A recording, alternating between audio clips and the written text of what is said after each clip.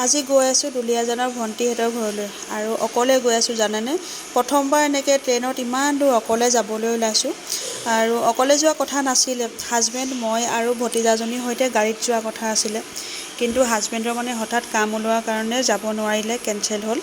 সেইটো কাৰণে মই অকলেই যাবলগীয়া হ'ল আৰু মই ট্ৰেইনত অকলে গ'লোঁ কাৰণে ভতিজাজনীকো নানিলোঁ।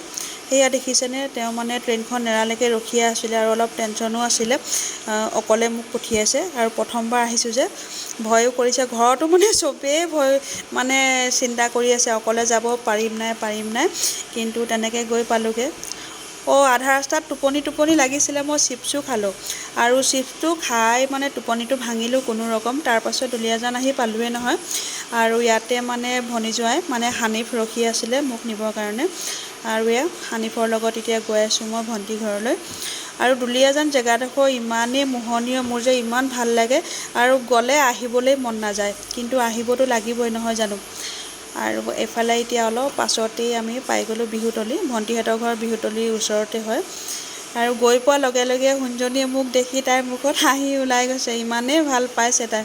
গৈ পাই মুখ হাত ধুই চাহ তাহ খালোঁ। চাহ খাই অলপ জিৰাই মেলি ওচৰতে ননদ এজনীও আছে নহয়, বেটা আৰু মই সিহঁতৰ ঘৰলৈ গৈ আছোঁ আৰু বাকীখিনি কাইলৈ দেখা পাব। বাই।